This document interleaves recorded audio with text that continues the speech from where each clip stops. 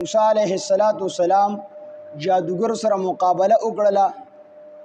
جادوګر هغه چې کوم دي مسلمانان شو، ایمان راوړو په حضرت موسی علیه السلام باندې، او فرعون د مغلوب شو.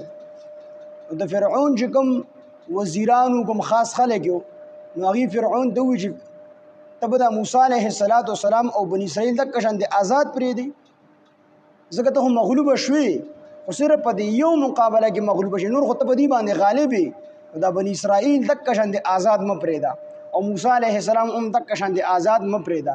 زه خو دې ته آزاد پرېږدې، دا بنی اسرائیل به بیا ستا عبادت هم نه کوي، او ستا په خوښه چې تا کوم بوتان او ستورو نور او سپوږمۍ ورله تا مقرر کړي دي، د هغې عبادت په هم نه کوي. فرعون خو خپل ځان ته وي انا ربکم الاعلی، زه د ټولو نه لوی رب یم. ده خو خپل رب نه ګڼو، د خلکو وړاندې خو دا اظهار نه کوي چې زما بل رب کوم شته دی. اگر چې د زړه نه دا خبره تسلیموله چې زما رب چې کوم دی هغه الله دی، خو خلکو ته دا خبره نه ظاهروله. دلته کې الله وي وآلهتک، نو دا کله چې د سردارانو او وزیرانو بشیرانو دا خبره وکړه چې کو ته د موسی علیه السلام او دغه رنګ د موسی علیه السلام قوم بنی اسرائیل آزاد پرېږدي، نو ویذرک دوی بستا عبادت پرېږدي، وآلهتک او ستا د خدایانو عبادت به پرېږدي. نو فرعون خپل ځان ته نور خدایان نه ونیولې، خو په خپله انا ربکم الاعلی.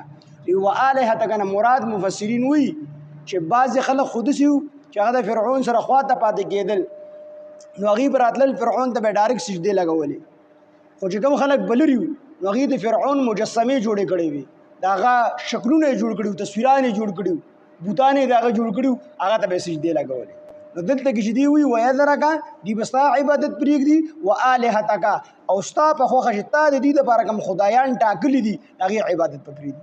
او بعضې مفسرین وایي چې نه، بعضې دغلته چې کوم دی د غوا د عبادت رواج و، نو خلکو به د غوا عبادت کو، خو د غوا د عبادت په د فرعون په خوښې سره کو. فرعون به ورته وایي چې د غوا عبادت کوي، دا وړه وړوکی خدای دی او زه د ټولو نه لوی خدای یم. او دغه رنګې بعضې خلک به کوکب پرستو د ستورو عبادت پې کو، نو د ستورو د عبادت په د فرعون په حکم سره کو. فرعون به ورته وایي د ستورو عبادت کوئ. بعضې چې کوم دی هغوی په د سپوږمۍ عبادت کو، هغوی ته دغه به د فرعون په خوښه سره فرعون به حکم کړی چې د ستورو او د سپوږمۍ عبادت کوئ. نو دلته کې مراد ویذرک دی به ستا عبادت پرېږدي، وآلهتک او تا چې دې ته د کومو خدایانو د عبادت حکم کړی دی، نو هغه خدایانو عبادت به هم دې پرېږدي. خو دوی بیا خو آزاد شو که نه، او چې آزاد شو نو موسی علیه السلام پیغمبر دی، هغه چېرته دا حکم نه کوي. او خلک دا چې کوم خلک په بت پرستۍ کې مبتلا وي، نو هغه د بت پرستۍ نه راولي یو الله طرف ته ودري.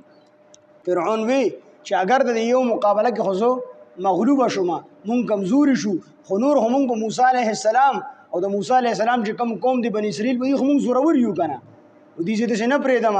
څنګه چې مخکې د موسی علیه السلام د پیدایش په وخت کې 90,000 یا 70,000 ماشومان قتل کړي دي، دقه شان به اوس بیا هغه سکیم به چلوم، او د دې چې کوم هلکان دي هغه به قتلوم، او چې کومې جینکۍ هغه به پرېږدم د خپل خدمت لپاره، دې زه داسې آزاد نه پرېږدم.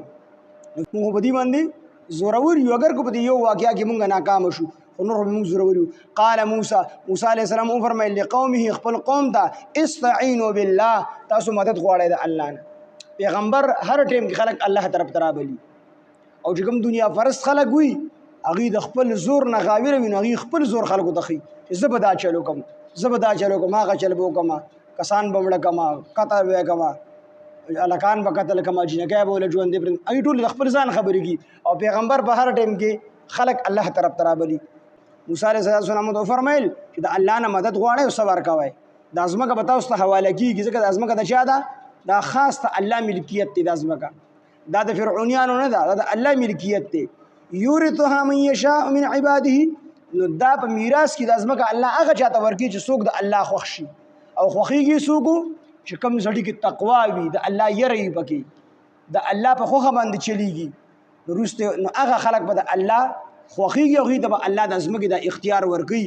والعاقبة للمتقین، نو الله وفرمیل والعاقبة او بهترین انجام للمتقین د متقیانو دی. یعنی بني اسرائیلو ته موسی علیه السلام دا حکم ورکو چې دا ځمکه د فرعونیانو نه ده، دا به الله هغه چاته ورکوي چې په چا کې تقوا راشي، او تاسو خپل ځان کې تقوا راولئ چې دا ځمکه الله تاسو ته حواله کړي ستاسو میراث یې وګرځي.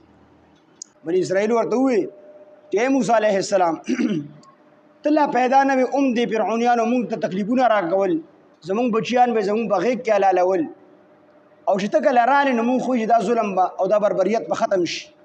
دا فرعون دی به یا سړی شي ایمان به راوړي او یا به الله په خپله توره باندې اوي غرق به یې کړي. نو موسی علیه السلام ستا نه مخکې هم موږ ته دې خلکو تکلیفونه راکړي دي، بچیان یې رالال کړي دي، او اوس ستا د راتلو نه پس بیا فرعون اډر جاري کړی دی چې زه به د بني اسرائیلو هلکان د دوی په غېږ کې حلالوم او جینګی به ورله ژوندی پرېږدم. نو دا به څه چل کېږي؟ موسی علیه السلام ورته وایي یریږئ مو، الله به ستاسو د دشمن هلاکوي. دي خو موسی علیه السلام ته فریاد وکړو که نه چې ستا د راتلو نه مخکې هم موږ ته تکلیفونه راکړی شوي دي، او ستا د راتلو نه وروستو بیا فرعون سکیم جوړ کړی دی، بیا موږ ته تکلیفونه راکوي. موسی علیه السلام ورته وفرمیل عسى ربکم، نږدې دی چې رب ستاسو به ان یهلک عدوکم، دا چې هلاک به کړي دشمن ستاسو، زر ته بس نږدې را روانه ده، ستاسو د دشمن به الله هلاکوي. ویستخلفکم فی الارض، او تاسو به خلیفګان جوړي، د دې ځمکې نایبان به مو جوړي، د ځمکې دا اختیار عارضي اختیار به الله تاسو ته درکوي. نو بیا ورته موسی علیه السلام بیا متوجه کی فینظر، پس ګوري به الله تعالی کیف تعملون، چې څنګه تاسو عمل کوئ. نو تاسو ما ویلو که چې الله دوه قسم امتحانات راولي که نه، یو د غریبۍ او د مرض، دویم د فراخۍ او د صحت.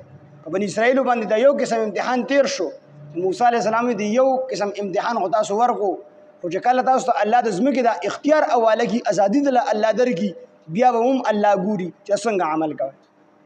فینظر، پس ګوري به الله تعالی چې کله ځمکې د اختیار دله درکړي، پراخي در باندې راولي، صحت در باندې راولي، نو فینظر، پس ګوري به الله تعالی کیف تعملون، چې څنګه تاسو عمل کوئ.